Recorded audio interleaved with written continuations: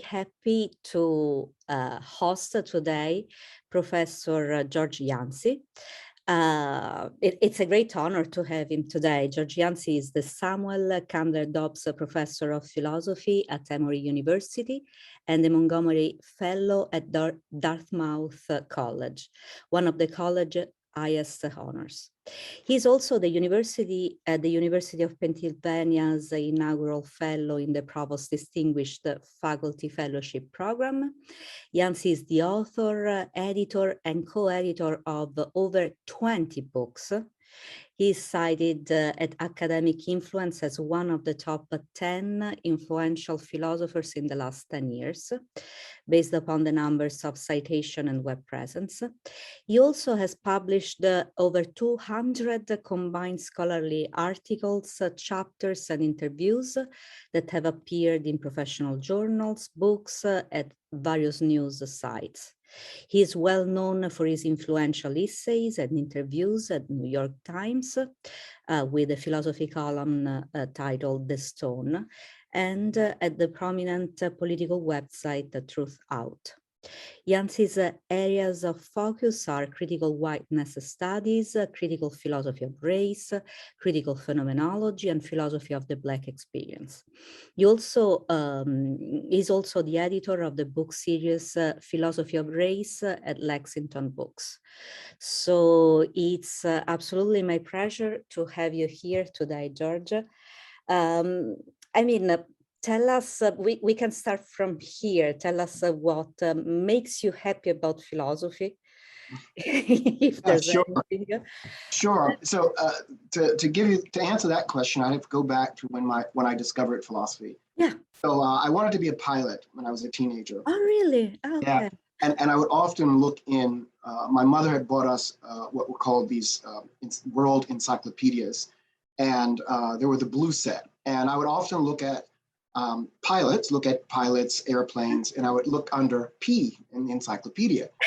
And so one day, serendipitously, I came across the term philosophy as I was looking in the encyclopedia that began with P.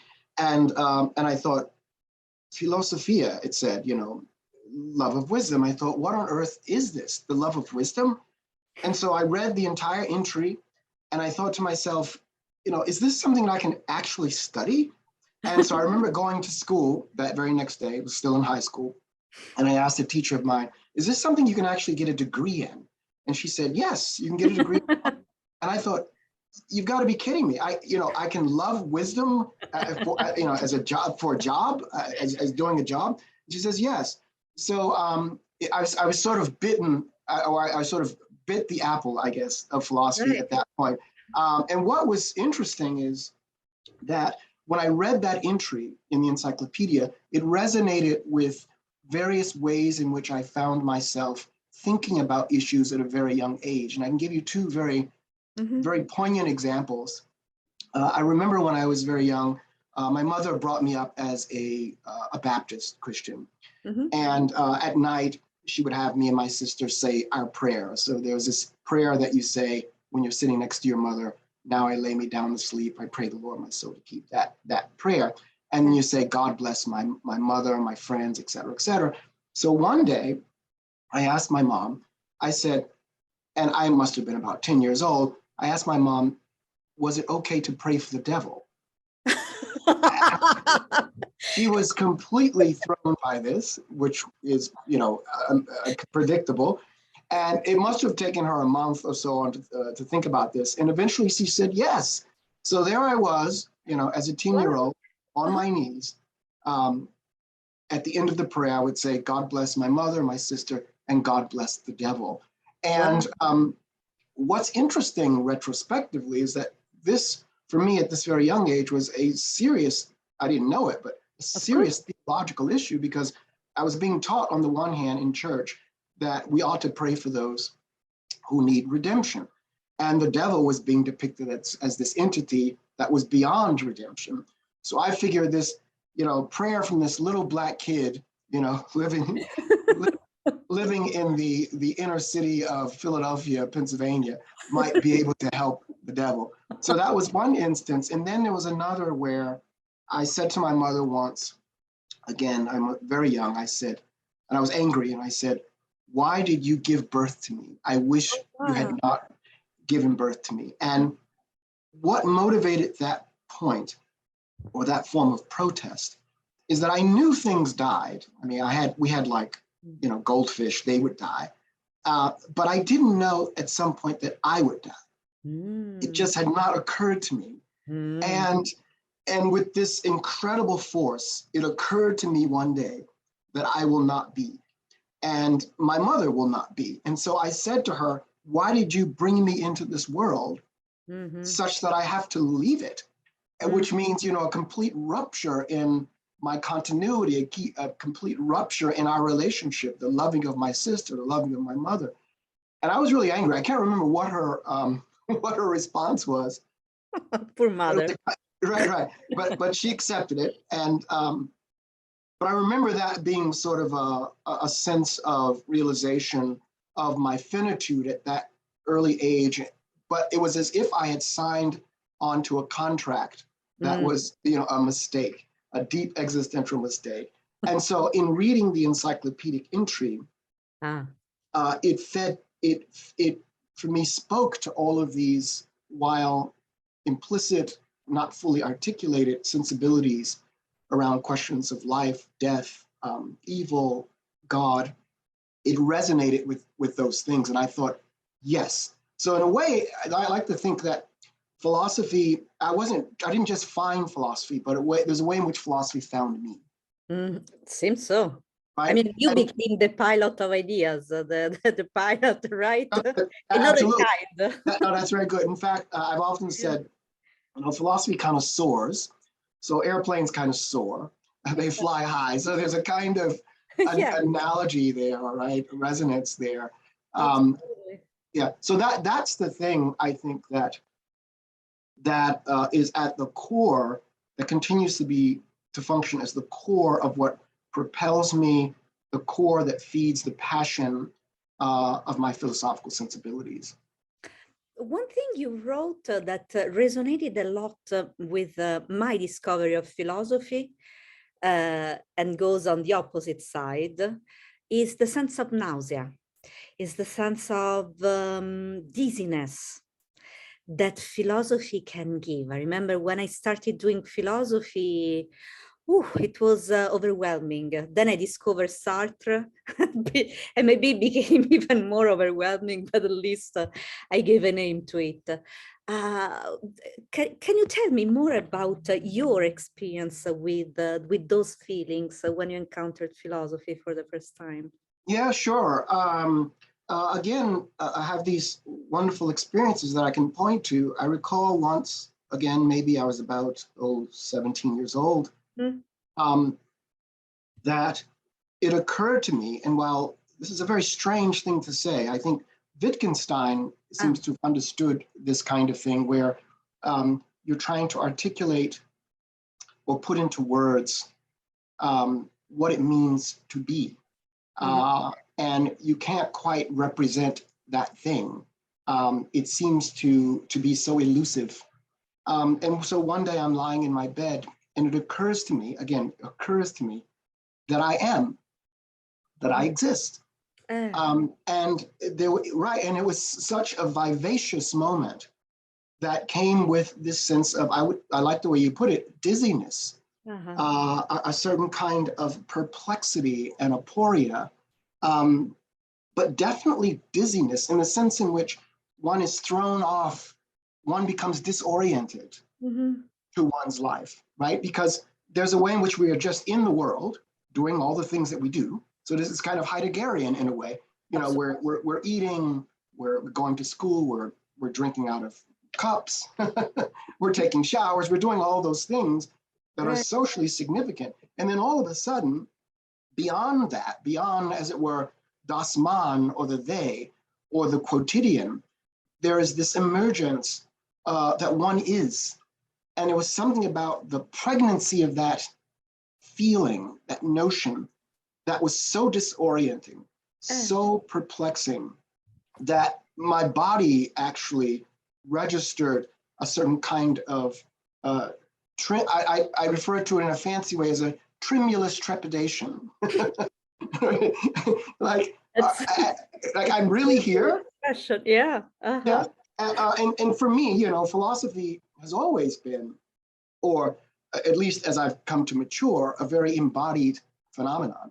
Philosophy for me is not an abstract Cartesian project that takes us into this otherworldly realm. And even if we speculate in that direction, it begins ab initio from the very beginning as something fundamentally embodied. And so that feeling continues to exist for me, that sense of perplexity, that sense of disorientation.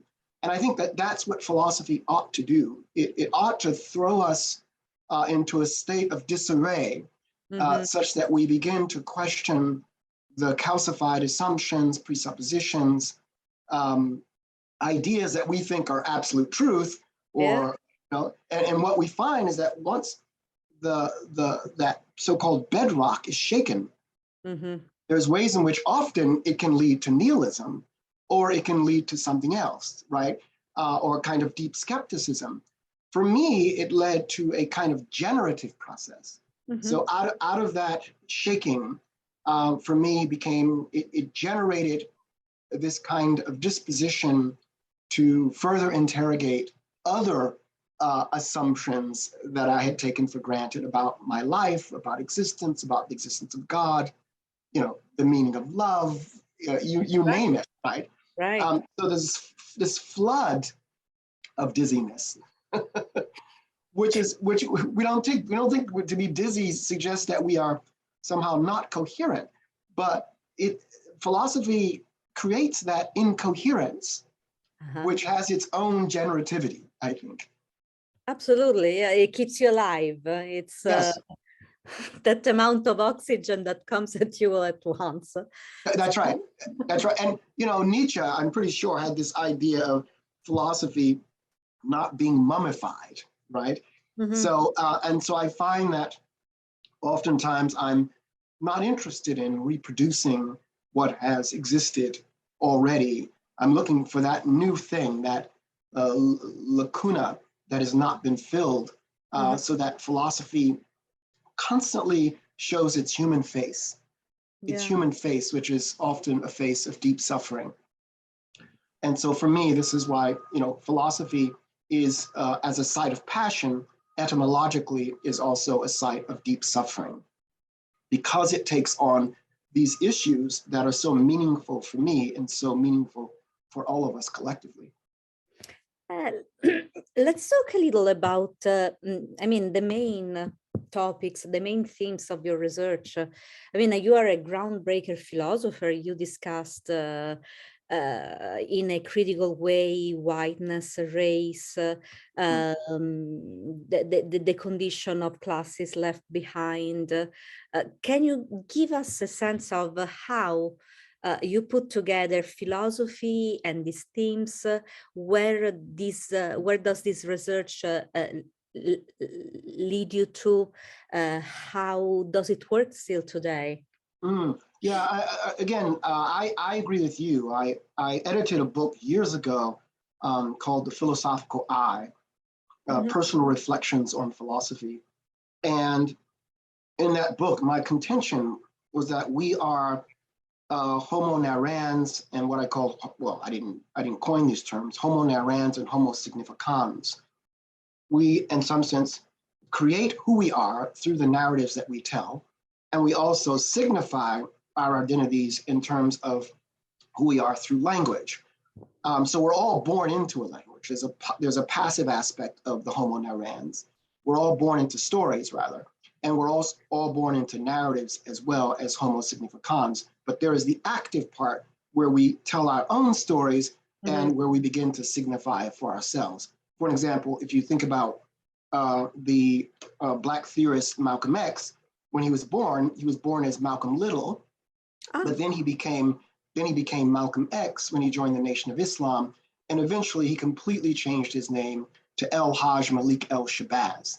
So there's a way in which he was born into a world in which he inherited this white man's name, you know, Malcolm Little, and then he began to signify his own name, which implies a certain kind of agency. So for me, when I entered philosophy, I was very much interested in Plato. Plato was the central figure for me. And I remember when I was about 18 years old, I would go around looking in the streets for the Platonic form of a tree. I mean, it sounds Really? so funny, yes, because you have to remember I'm reading Plato on my own, so I'm not getting a lot. Right. But I know that he is saying something about these forms that exist outside of space and time. And there's a moment where I actually fell in love with trees because I was looking for the form of the tree, and I didn't seem to be successful at finding it. And so I knew that when I went as an undergrad doing philosophy at the University of Pittsburgh, it would probably be in the area of epistemology, something like that, and metaphysics. And then I moved from Pitt by the time I got to Yale University, I became interested in questions of hermeneutics and interpretation, which led me to questions of not just hermeneutics in terms of texts, but hermeneutics as a broader framework in terms of thinking about how interpretation and rhetoric functions in the area of science, and how it is that the claims that we make, for an example, that atoms exist or that subatomic particles exist, how do we know there's a direct correspondence between our language and that reality? Sort of the problem that Richard Rorty was challenging, as opposed to that hermeneutic, that framework, or that paradigm, as Thomas S. Kuhn put it, how it shapes the world that emerges. So by the time I got to Yale, I was very much interested in historicity and concretion and the idea of particularity and the way in which each of us are situated. Each is situated within a historical context and how that context shapes our knowledge claims. So by the time I'm ending Yale, I'm thinking, who am I as a historical being? How is it that race and gender affect my identity and my life chances? How does race shape the epistemology that I hold? How does, in the case of white people, how does that shape their epistemology and their paradigmatic understanding of the world? So it was that kind of trajectory that got me to these issues involving questions of race and identity. That's beautiful. And in relationship to my own identity, what I came to discover is that there was an entire field called African American philosophy. Yeah. I mean, I had no idea. And partly what students have to understand is that we're still very small. The last I checked, African Americans make up about 1.1% of the profession of philosophy. Yeah. And there might be at least 40, maybe less, African American women who have PhDs in the field of philosophy. So philosophy is fundamentally a white male profession. It may very well be the whitest of the humanities.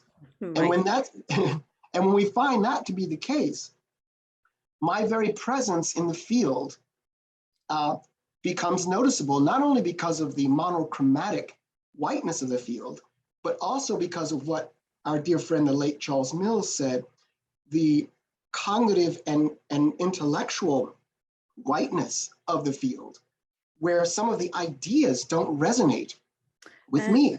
Yeah. Yeah, so this got me sort of thinking very seriously.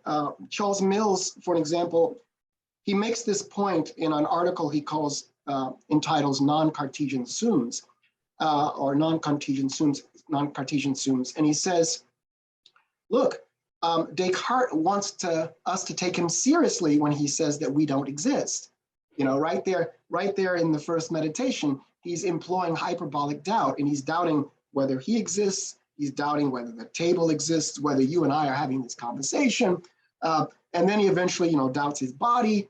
And then Charles Mills says, let's take that as a paradigmatic form of doing philosophy. And imagine having Black students or students of color in your classroom and have them bear witness to all the news that's going on, let's say about the death of Trayvon Martin or Breonna Taylor or George Floyd. And then as you're teaching that, asking them to take seriously Descartes' assumption that all of us can easily assume that we don't exist. He says, then a deep aporia sets in. Then you begin to think, wait a minute, is this, not only is Descartes not relevant to my life, but is Western philosophy more broadly relevant to my life, right? Because he brings in Ralph Ellison. Ralph Ellison wrote this incredible book called Invisible Man. Yep. And the problem with the invisible man is that he is not seen. He is rendered invisible because white people refuse to see him. Yeah. And you can imagine the existential alienation that that creates. And Mills contrasts Ellison with Descartes. And if there's a way in which Ralph Ellison's Invisible Man doesn't have to hypothetically assume that he doesn't exist. There's a way in which he does not really exist in a world of white hegemony and white power. Yeah.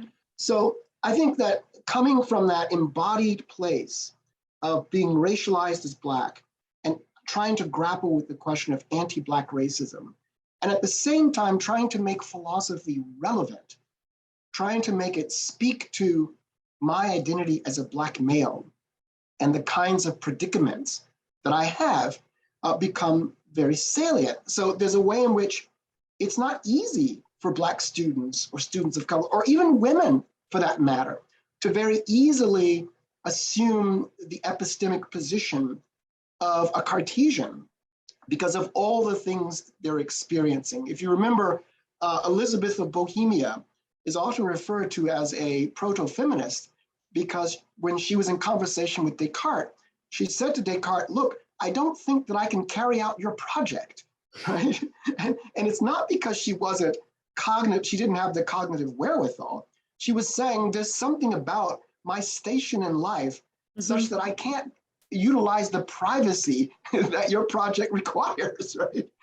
So there's a way in which doing that kind of philosophy can be seen, as Charles Mills would remind us, as a perk of white male privilege. And so I'm interested in, when I teach courses, I'm interested in constantly reminding my students that we live in a real world in which philosophy, some forms of philosophy, can obfuscate those realities. So this is why I think I always remind my students, I have them look at each other and I say, stare at each other for a few minutes because they're often looking at me, looking forward. Right. Then I say, close your eyes and imagine that 100 years from now, none of us will be alive. And then I remind them that Cornel West says that we will one day become the culinary delight of terrestrial worms. And it's at this moment that there is a hush that goes across the room. It's like students are quiet. Some might you can see a nervous smile on their faces. But all of a sudden, there's this way in which all of us in that classroom begin to inhabit a very common sense of our finitude. And then the weight of what it means to be, and the weight of what it means someday not to be, perhaps forever. We may never be, we don't know. And the gravity of that moment ushers in, and it radically changes their perception of what it means to be in that classroom and what it means to study philosophy. Yeah, and this is why I think that the relationship between the weightiness of death and the weightiness of race become very important. They begin to understand that, wait, when I'm in this class and I'm white, that's fundamentally different from the way in which if someone is Black or person of color in this classroom.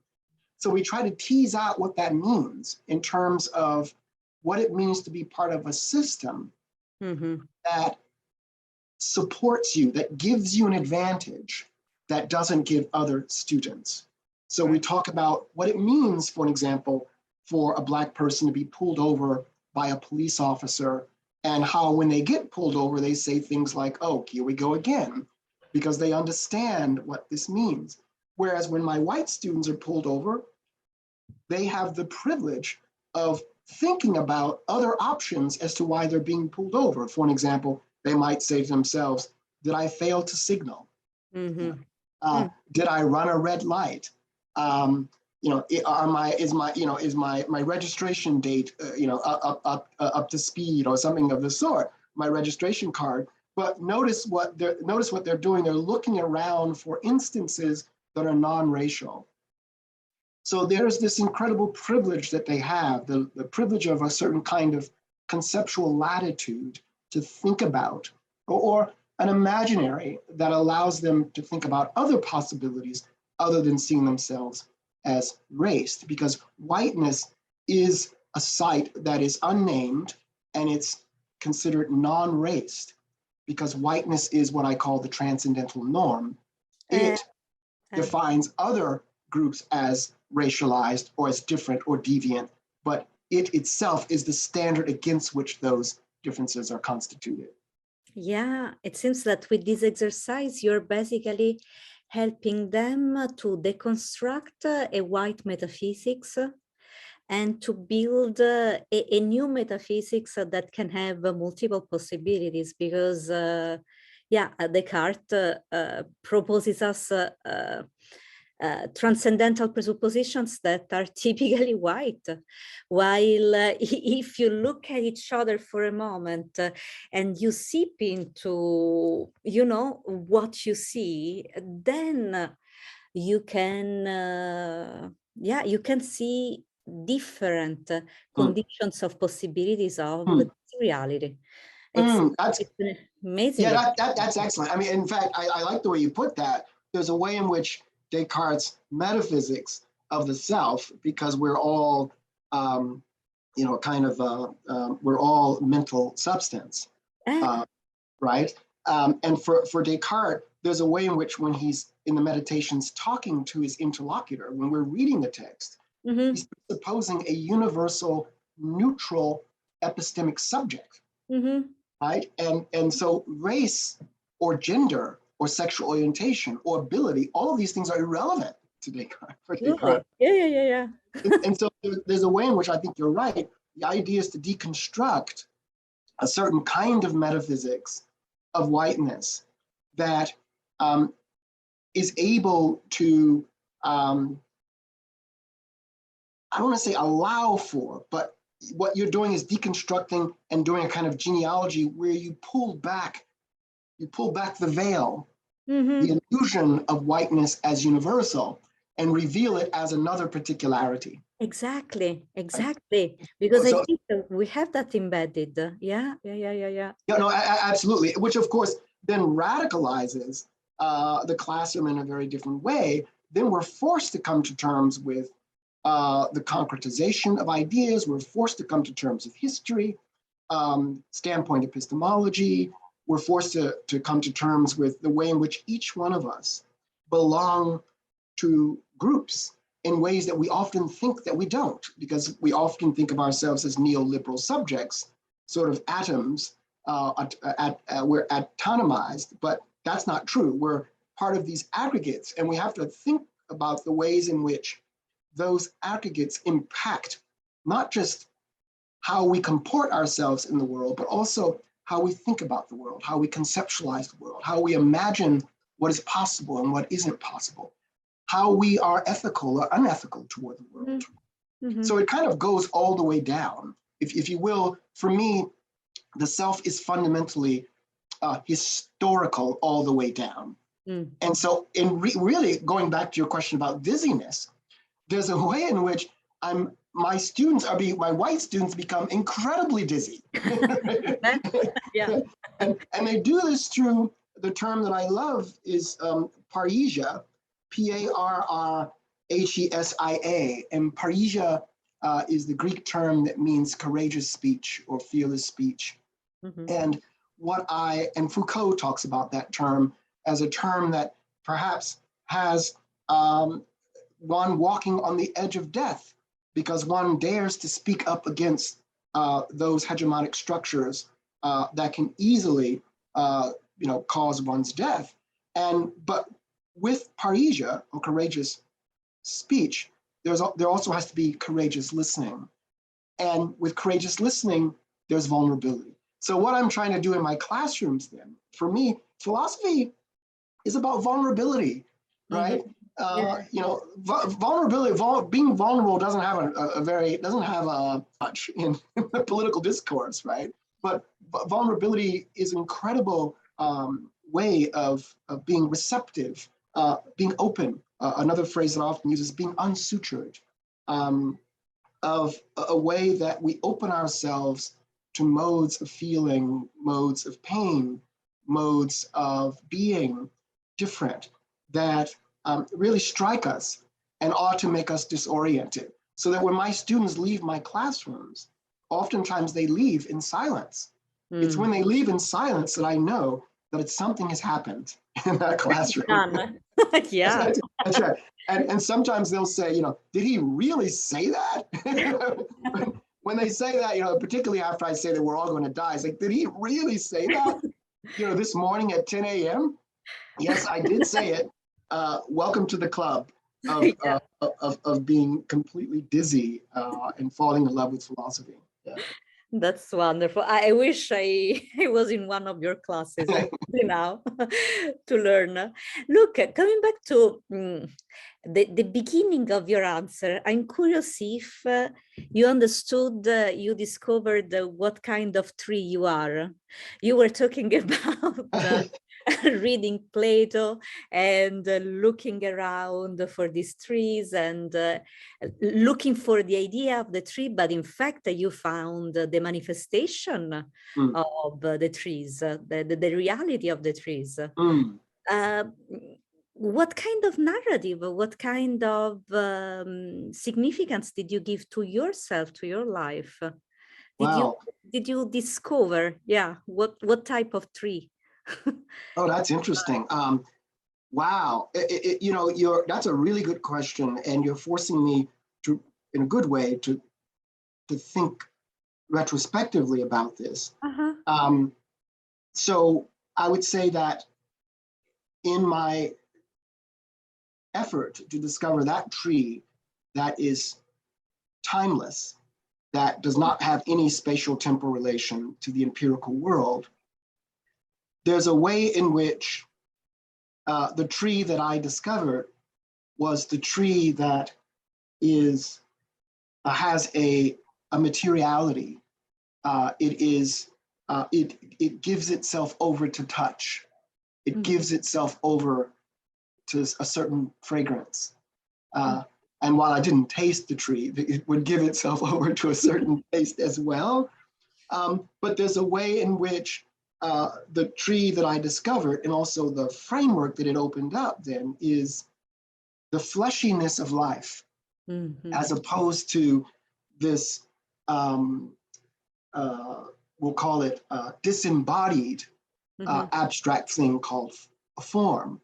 And as a result, then, it suggests a certain kind of my preoccupation then with embodied relationality, right? Rather than being so preoccupied with the vertical, I became interested in the horizontal, the historical, the quotidian, the very thing that it seemed like philosophy was saying, no, don't go in that direction. And as such, allowing me to appreciate the way in which all of us are connected, the way in which all of us are linked, and the way in which all of us ought to be, in Judith Butler's words, grievable, the ways in which all of us suffer, the ways in which all of us are in pain and are wounded on a daily basis. And while I haven't completely given up the vertical, because I think for me, the vertical and the horizontal work together in a kind of cruciform way, I think that rather than being so preoccupied with the vertical, I think that the work to be done is on the horizontal. The idea is to put this in ecological terms, what matters is not the metaphysical tree. What matters is the embodied tree that will help sustain us during climate crisis. Right? Yeah. if you link it that way, I'm so glad that you put it that way. That's a really wonderful way of forcing me to think this. There's a way in which the horizontal brings us back to the necessity to live lives and to live lives of deep meaning, so that we understand the way in which we are sutured to others and the ways in which we're implicated in the lives of others, It's what I call an ontology of no edges. The fact that there isn't an edge, an outermost limit. We're always already linked and contiguous with others. Absolutely. And I think in that reality, that suggests an incredible level of responsibility, not only just my responsibility to you and you to me and me to the audience and the audience to me, but also the world, nature. I mean, COVID has, if it's taught us anything, it's taught us the ways in which we are not neoliberal, we are not atomic, but we are fundamentally intricately linked, right? Such that when we do something that we think we're doing in isolation, it creates ripples, right? In fact, it can destroy an entire ecosystem. So I think that, that's really good. The kind of tree then that becomes important to me is the tree that has roots, the tree that is grounded in the earth in such a way that it's interconnected, and in such a way that what we really want to do is undergird those roots with nourishment. We want to undergird them with the kind of knowledge, the kind of wisdom that will help us all grow in a much more radical way, not just growing in the sense that we grow within an already existing system or structure, but as Judith Butler says, where there's an insurrection at the level of ontology itself, right? So that when we're talking about inclusion, and Wendy Brown talks about this, inclusion, according to a kind of liberal multiculturalism, inclusion just says, hey, look, we're here, notice us. Or where the power structure says, you see, you're here, but being here does not constitute radicality, because just putting different faces and different bodies in certain places doesn't itself shift ipso facto the system itself, right? So rather than that liberal multiculturalism, which can actually reproduce, even if one is unaware, reproduce the very structures that required the inclusion in the first place. I think that what we need to do then is to undo those structures, to undo the very paradigmatic way in which we think about what constitutes the human, the paradigmatic way in which we think about our relationship to the earth, which is also an other, right? And we have to come to terms, and we have to ask ourselves, how does that other speak to us in its own language, not in our language, right? So yeah, that tree point brought me. Thank you for that.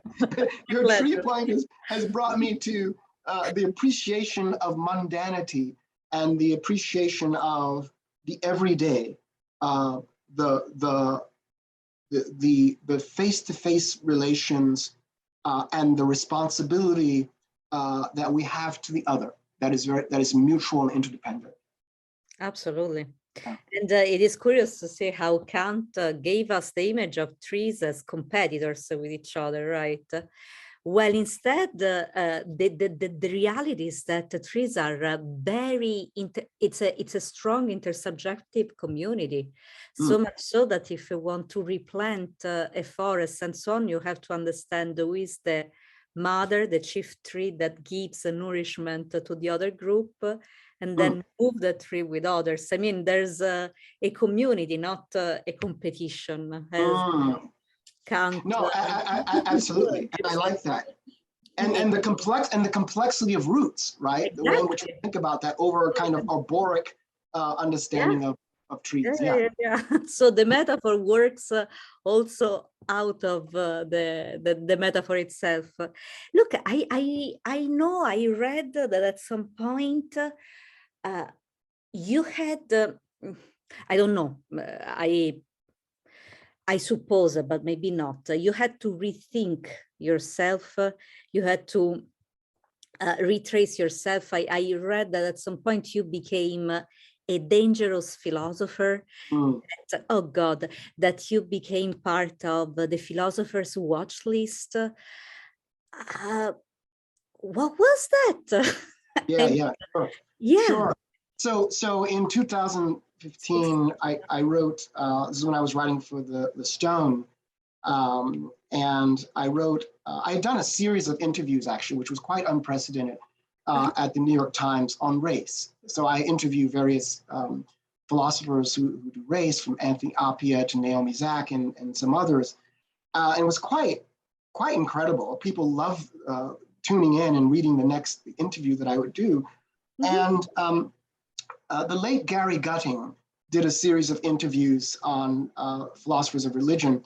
And his last piece that he wrote, instead of interviewing someone, he decided to interview himself, which was pretty creative, I thought. But I thought to myself, my end piece, I didn't want to sort of interview myself. I thought that what I wanted to do is bring out whiteness in a more thematized way.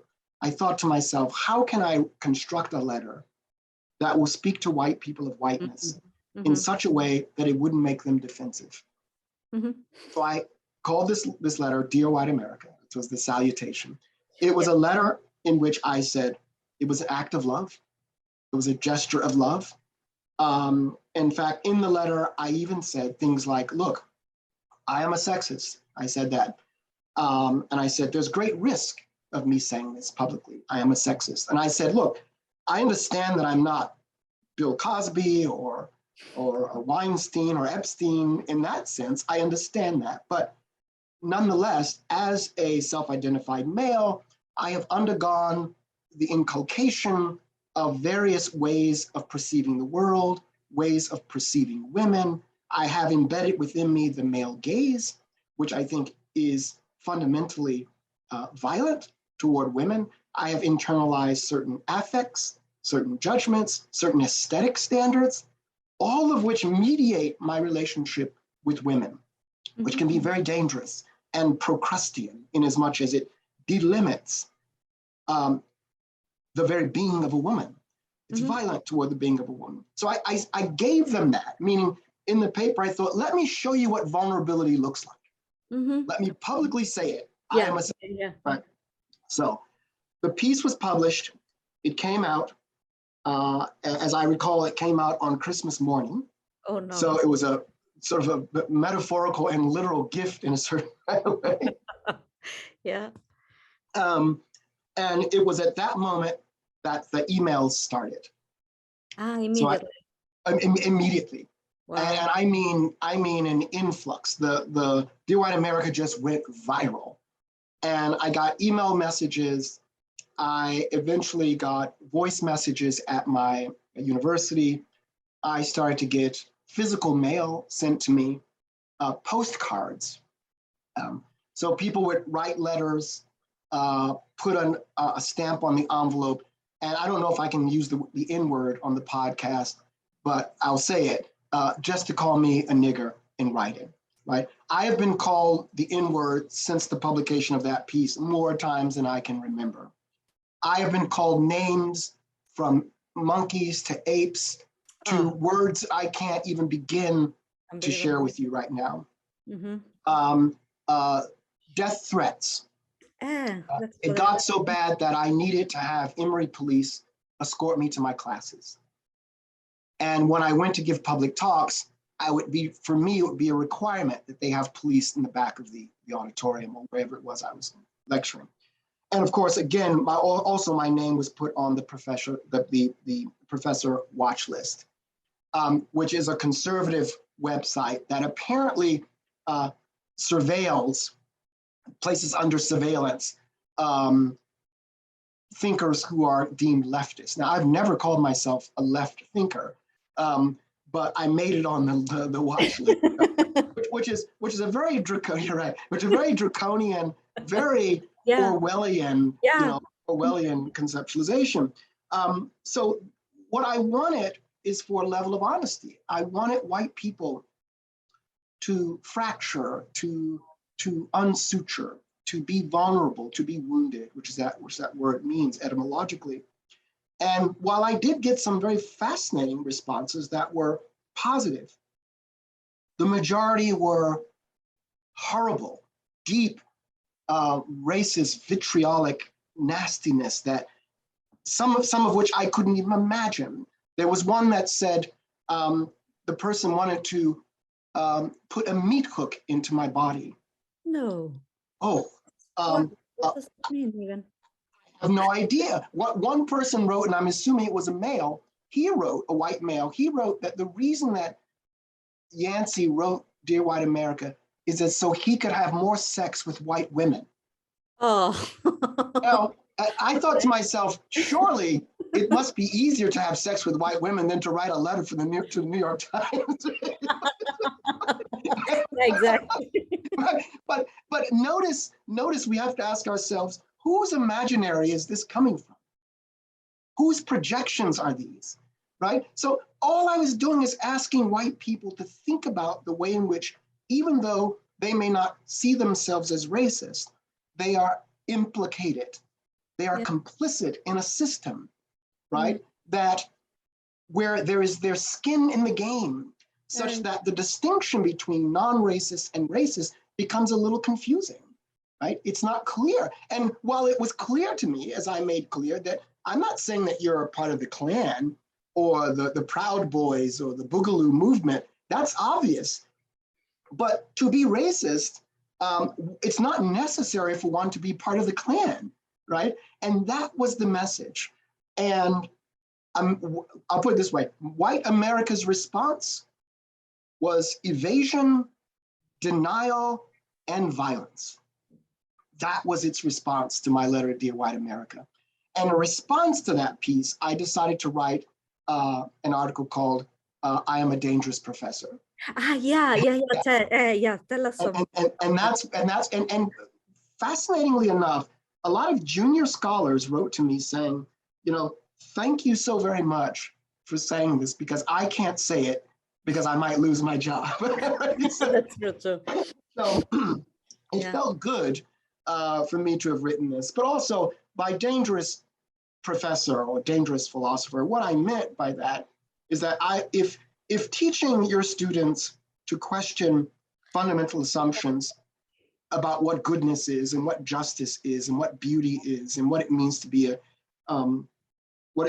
beautiful human being or a virtuous soul, if asking my students to think about their own finitude and their own imminent death, to get them to think about the ways in which they are constituted beyond their own agency in ways that they don't want to be constituted.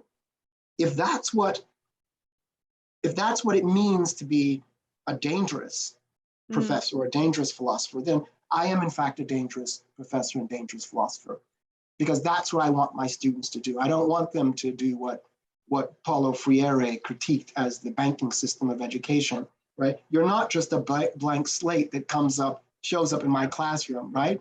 You already have a wherewithal of critical ideas and language, but now it's time for us to engage dialogically and see what happens in that space, a sort of higher form of conscientization, where we begin to now think about our world critically, but not just the world, ourselves critically, and to be honest. So I think honesty is so incredible in a classroom.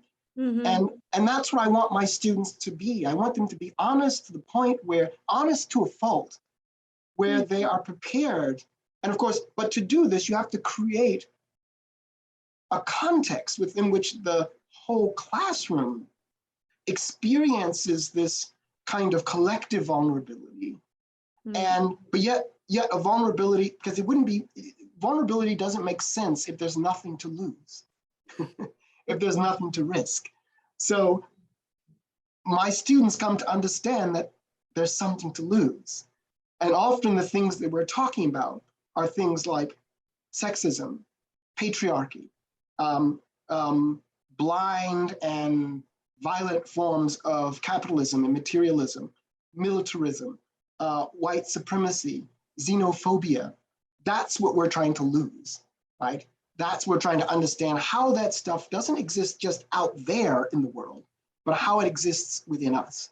So that for me, then doing philosophy tries to transcend the extramural and intramural distinction. There's a way in which philosophy has to become public, and there's a way in which the public is already in the classroom, that our classroom spaces are not these sacred, hallowed ground, right? It's not that. They're muddy. They're dirty spaces. They're confusing spaces, right there in the classroom, you know? Yeah, so that was the story. That's the story behind I am a dangerous professor. Well, so yeah, I mean, Socrates that was put to death for much less, maybe. What can you say? It's said. I'm glad that you make your student do this gazing exercise, because I think it's really the answer. I wonder if teaching so little philosophy in the US, and unfortunately now all over the world, because we don't teach much philosophy, lead to these results. Because questioning yourself, your identity is tough. You lose your certainties, and this creates a wave of hatred feelings that are shocking. And it's in fact just a healthy exercise to be clean, to, take a shower, I would say, right? Okay, today I will question this aspect of myself. I will clean this other, just to regenerate yourself, to breathe more. But I understand how for many people this is incredibly scary. And in the US, it's very scary, particularly when you have right-wing Republicans and just the right more generally, who are, banning certain books, perhaps burning soon, banning books, or trying to get rid of critical race theory and misconstruing its meaning and its origin. I think that in the face of the kind of populism and demagoguery and neo-fascism that we're experiencing within the US, I think philosophy is certainly the enemy of the state. There's no question about it. But you raised the point about Socrates, right? And depending on one's interpretation of Socrates, I read him radically. I think that they wanted to put him to death because he practiced parrhesia. Really? Yeah. And I think that being a gadfly and stinging people, and by stinging, making them aware of, having them to see the brutality in front of them. I remember I was reading just a little passage from Susan Sontag, philosopher Susan Sontag, where she was talking about looking at images on the television of brutality and death. And I remember looking at the deaths that were taking place in Ukraine. And she says that, and I felt sympathy for these individuals, but Susan Sontag brings critical attention to the concept of sympathy and says that sympathy itself can imply innocence, which also implies impotence. And how does that work? Well, it sort of says, I'm on the other side of the television, looking at these images that are miles and miles away. And this sympathy that I have suggests that somehow what I am as an American is disarticulated from the violence that's happening in the Ukraine, right? And I like that, right? I like that because it suggests that there's a way in which, when we're sympathetic, or when we're empathetic, or when we show goodwill, we create a distantiation from the ways in which we are implicated or complicit with the pain and suffering precisely of the person that we're having empathy or sympathy for, because we never question, what is my role in that? Oh, yeah. Right?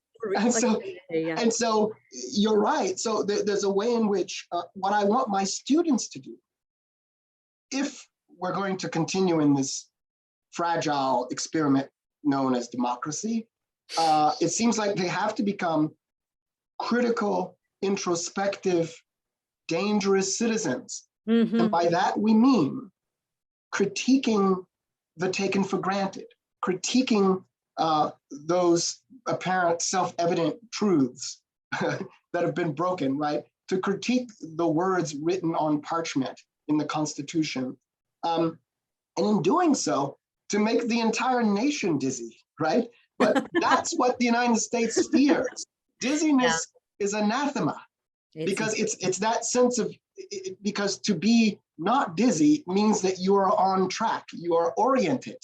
As Sarah Ahmed says, you've already adopted an orientation, but that orientation is leading to the deaths of millions abroad. It's leading to indifference to the poor, to those who suffer from violence, those who are queer, who undergo violence, the George Floyds, the Breonna Taylors, you name it. So what we want to do, it seems to me that philosophy and philosophers have this incredible responsibility to upset the status quo. But quite frankly, I don't see too many philosophers doing this, right? There's a way in which we do philosophy in the classroom, but then when we come out, we just become citizens, right?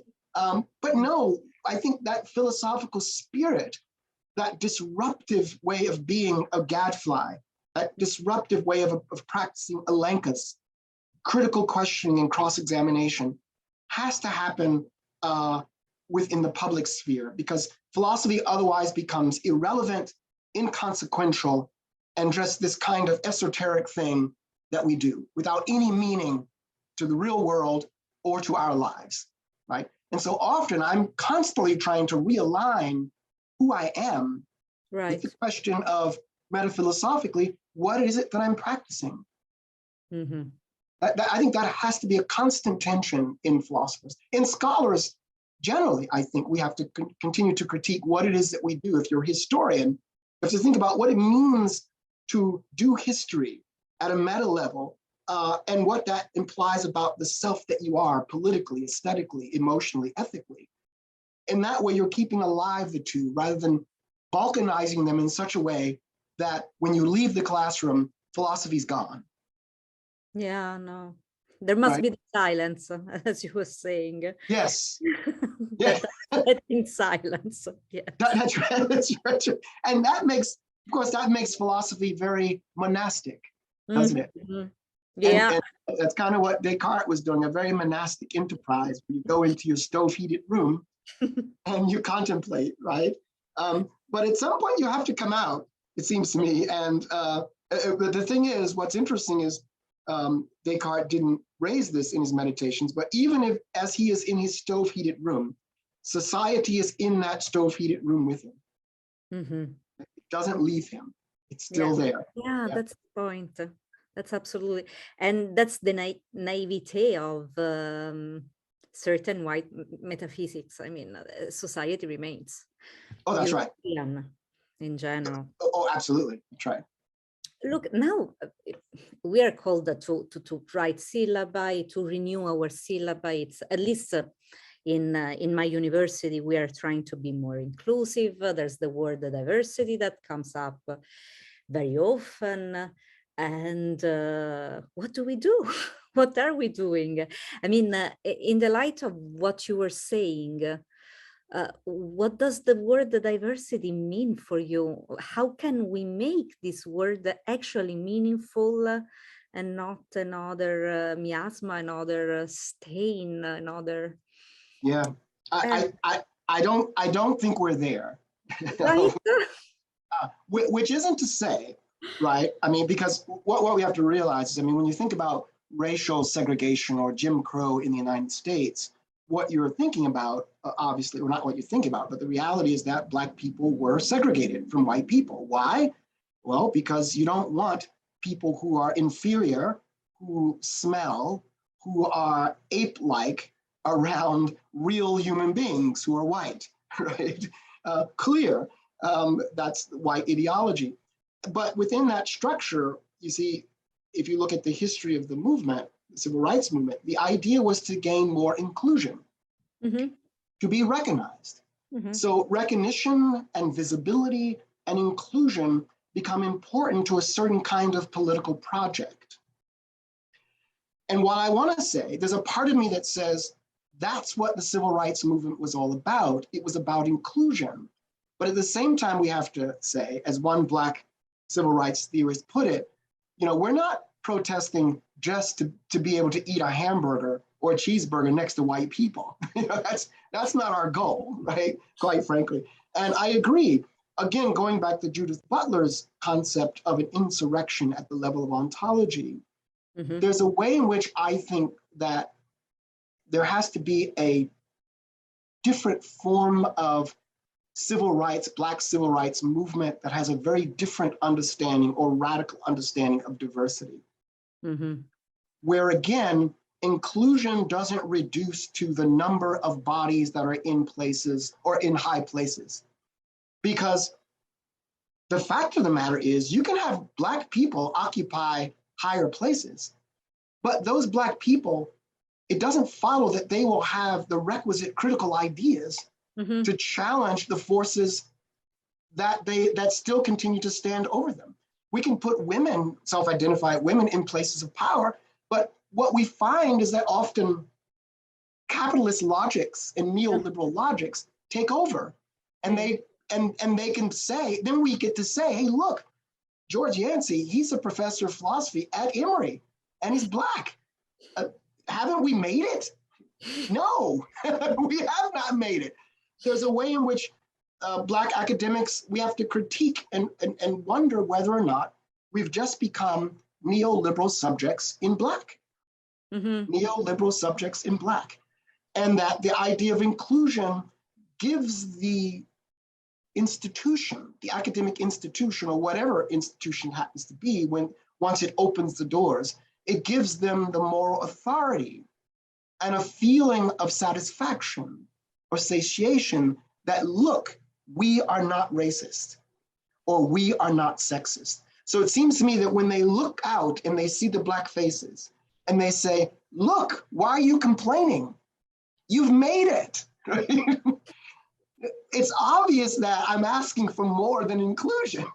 So I think, this brings us back to the syllabus that you were talking about. In my the first day that I teach Intro to Philosophy, I immediately say, this is Western philosophy. I name it, I mark it. Particularly when I have a large diversity of students. Say, this is not Asian philosophy, it's not African philosophy, it's not Latinx philosophy, it's not Chicano philosophy, you name it. It's not any of those philosophies. So by doing that, I want my students to understand that we're not learning philosophy qua philosophy. In fact, I'm not even sure if there is something called philosophy qua philosophy, but if there is, it would go by the name of white philosophy because they only do philosophy. After all, reason itself, as the myth goes, grew out of Greece itself, right? Reason was given birth to out of Greece, as fanciful as that is. So which is not completely white, actually, if you think about it. That's right. So there's a way in which one tells the story of Western civilization such that one whitewashes the whole history, so that you begin with the ancient Greeks all the way up to the American Empire. Right? Just one long stretch of progress. Absolutely. And so, excuse me. So I think that what we need to do really is to pay more attention to that silent surplus that remains after we include. I mean, I've never said it that way, and so I'm glad you asked me. This is the first time I've said anything like that. In fact, I'm going to write it down. I'm glad. The silent surplus. That's really good. That remains, and there is a silent surplus. So that when we think about diversity, when we think about how do we organize our syllabi, there's a way in which we do that against the backdrop of what's normal.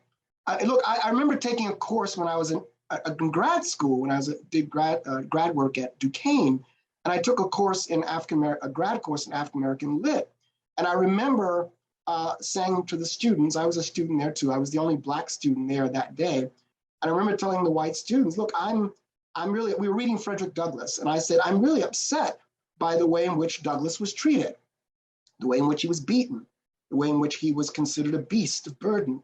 And I asked the white students, how did they feel about the white slave masters? And, they said, we haven't really thought about that. So while I could identify with Douglass, they could not identify with the white slave masters. There's a way in which they didn't see themselves implicated in the text. And I say that to say, there's a way in which African-American lit became Black literature, where Shakespeare and Chaucer, it's not white literature or European literature. It's literature. Right?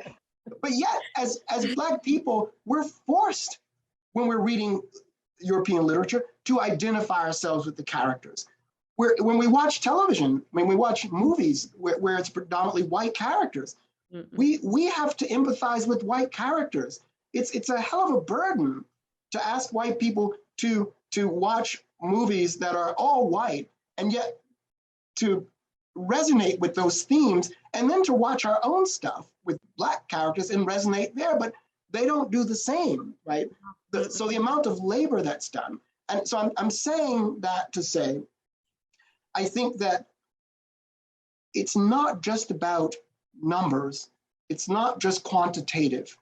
There has to be a fundamental, radical deracination of the silent surplus so that we don't talk about diversity. If diversity is going to always be linked to hegemony, it seems to me that that's a questionable form of diversity. It seems to me that maybe there will be a time in our future where we don't talk about diversity. We talk about the state of the world as, I don't even want to call it equal, but we talk about the state of the world without its balkanizations, where whiteness is no longer the center that continues to hold. Because as long as whiteness holds, as long as patriarchy holds, as long as heterosexism as a structural force holds, as long as ableism continues to hold, there are ways in which those who are ostracized, those who are marginalized, and those who are interpolated as defective, they will always try to become included within that structure. And I think the logics of inclusion within the structure needs to change. So it is not an inclusion. It's I wish I had a better term. It's the way the world is. That's the best I can come up with, right? Since you're asking me such a challenging question, it's the way the world is. Yeah, we are, and Foucault saw it quite clearly. Yes. We are fixated with categorization, with creating boxes, as if this makes our life easier, and instead it's creating a living hell. It's incredible. Absolutely. And it seems to me, you're right. There's a way in which we on one hand, need certain kinds of categories to make certain kinds of distinctions, but there's these other categories that are given birth to out of a sense of entitlement and a sense of dominance and domination and being at the apex of human civilization, or being the very quintessence of what is normal. That's when it seems to me that those categories, what they're designed to do is to serve the interest of the powerful. Yeah. Right. So before long, you find yourself, as I find myself, constantly having to break the categories, or constantly having to confront the categories, right? Which is so much to ask of ourselves. You as a woman, me as a Black man, why should we have to confront those categories, those presuppositions, those superimpositions, those mythopoetic assumptions that box us in, that truncate our very being? Which means on any given day, you wake up and you want to go into the world, as Frantz Fanon says. He wanted to come lithe into the world and move with effortless grace. And then he meets the white gaze, and all of a sudden, there is the pressure, right? Right. There's the as Sarah Ahmed says, there's the phenomenology of being stopped right there, right? Where now you have to re-question, or you're walking down the street as a white woman or as a woman, and there are the cat calls, right? There's the humiliating stares, right? That us men think just are normal ways of looking at women. I don't think so. Those are habits that we've gotten from a system which is predicated on the hatred of women, on their dehumanization. So I think you're right. We have to deracinate those categories, destroy them, quite frankly, force them to implode. Yeah. Yeah. Look, it's been wonderful to talk to you, and sorry I kept you longer than I expected, actually. No, it's been a pleasure. My God, it was absolutely a delight. I would like to ask you one last question, which is a little bit the theme of this podcast. And it's a huge question, but we'll see how we go. What do you think is the meaning of life? And do you think that this meaning can be somehow connected to happiness, or happiness is something completely different? How do you find meaning in all this? Yeah, that's the kind of philosopher. That's the kind of question that philosophers love, of course. Exactly. Yeah. We close. But of course, I'm in process. But to give you the elevator pitch, as it were, I think that for me, and it's very personal.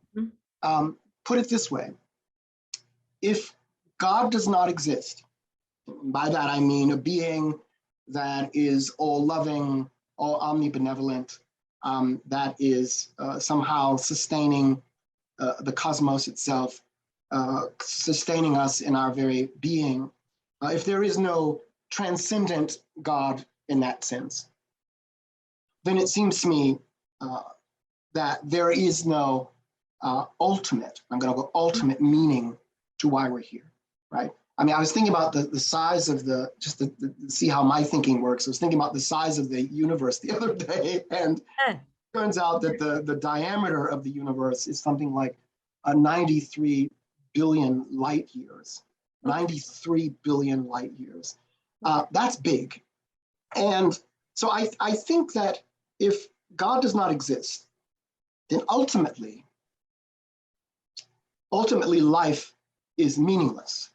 And I stress ultimately. So I have to go then with someone like a Camus or Jean-Paul Sartre or Simone de Beauvoir, that the only meaning that there is the meaning that we create. So if God does not exist, I think that the meaning that we bring to life, I should say that, the meaning that will fundamentally sustain us will be one in which, as Martin Luther King would put it, the way in which all of us are part of a network that are fundamentally, as we were saying early, intricately sutured together. So that for me to be happy, it is imperative that you are happy. For you to be happy, it's imperative that I am happy. For Syrians who are fleeing war-torn countries, I cannot be happy until they're happy. Right? I cannot be happy until those individuals who are queer are not murdered in the streets.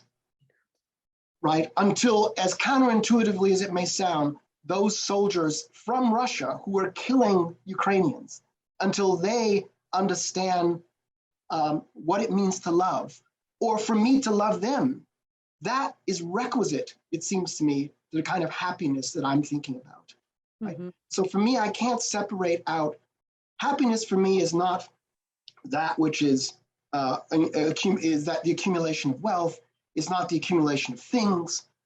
Those things obviously can give security, and security is important to happiness. But extravagant forms of security are not important to happiness, right? And you know, so I'm not saying something very dreamy and fantastic that says that child somewhere on the earth right now who is suffering from who's suffering from starvation and who is on the brink of dying. My views are not so fanciful as to say that somehow that child is loved and that child is experiencing happiness. No, there are fundamental ingredients of that life that are missing. The child can't eat. There's no water. I mean, malnutrition is not the condition for the possibility of happiness. So there are fundamental ingredients there, necessities, sine qua non, are important. But if God does not exist, what matters to me, again, is that my happiness is contingent upon yours. Mm-hmm. That if you're not happy, I'm not happy. If there's injustice anywhere in the world, as Martin Luther King might say, I can't be happy. How can I be when I'm implicated in that life? Mm-hmm. And so the vertical then, going back to the vertical and the horizontal, right? Vertical collapses. If there is no transcendent being, then all we've got is the horizontal. Mm-hmm. And that means today, I have to make a difference in your life, in the life of my neighbor. Or for that matter, begin to think about those individuals who are not my neighbors. But the etymology of the term neighbor means to dwell near. And many of us don't want to dwell near. Right? Who wants to dwell near? Yeah, absolutely, right? So it's as long as you've got the conflagration between Jews and Palestinians, or you name your balkanization, as long as there are those conflagrations, how can I be happy? Because I'm carrying the weight of their suffering as well. Now, that doesn't mean that for the majority of my day I go around morbid or moping, right? No, I mean I would collapse, right? But then again, maybe to achieve the world that we need, perhaps we need to collapse. Uh-huh. Perhaps we need to fold under the weight of human suffering, such that love, that, as Baldwin says, removes the masks that we fear we cannot live without, but know we cannot live within. We have to remove our masks, and removing our masks, we become more vulnerable. And it's in that vulnerability, I think, in that reaching across those divides, where I'm most happy, where there is an affective intensity that speaks to a kind of wholeness, right? Now, of course, if God does exist, right, then for me, our meaning is greater than the meaning that we create. Mm-hmm. There is a transcendent meaning, but I don't know if there is such a being. So I have often called myself a Christian hopeful theist, putting emphasis on hopeful. Okay. Because I don't know. I wanted to ask. Right. I don't know. And it's that knowing that is part of the beauty, because it requires then, it's not about epistemic certainty, it's about hope. It's about staring in the face of a possible abyss and making that Kierkegaardian leap of faith nonetheless, right? But I don't confuse the vertical with the horizontal. For me to do what I have to do, even if the vertical exists, the fact of the matter is we continue to suffer. Mm-hmm. And while I ask the question about where is God as God as God as absent, God as absconditus. While that question is still very meaningful and very urgent, that question, the answer to that question, or the lack thereof, should not prevent us from doing the horizontal work that we have to do on the ground. So there's a way in which we love as if God does not exist. Right? So I think that for me constitutes a meaningful life, and that for me is linked to the very concept of what it means to be happy. And that explains also the extreme productivity of your work. I mean, your horizontal way of looking at life seems to give you the push to do and do and do. It's incredible what you managed to produce in such a limited time. So, well, thank you. We are absolutely happy to have you as a member of our community, of our society. Yeah, well, I'm glad to be here, and I thank you for doing the work that you're doing, because this stretched me, particularly the silent surplus concept. I'm gonna run with that now. I'm really, really glad. Thank you for joining this conversation today, for being part of this conversation today and joining this project. It was an absolute pleasure. Thank you.